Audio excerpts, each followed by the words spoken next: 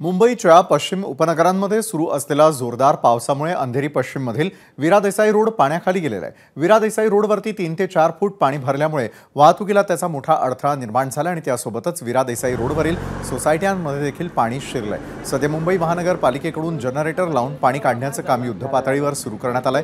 याचा आढावा घेतला आमचे प्रतिनिधी सत्यम सिंग यांनी।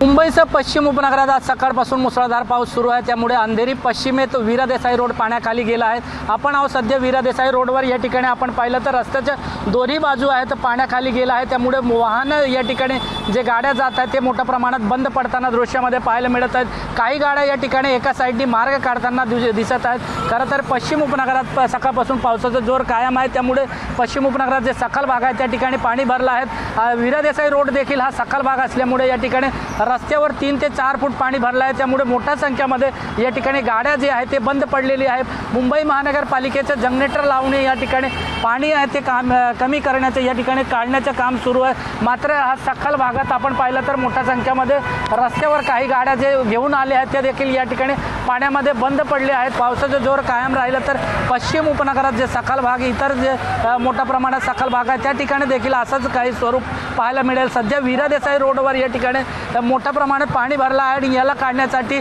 पालिकेच्या माध्यमातून कमी केला जात आहे। कॅमेरामॅन अनिल पवार सोबत सत्यम सिंग, एबीपी माझा, मुंबई।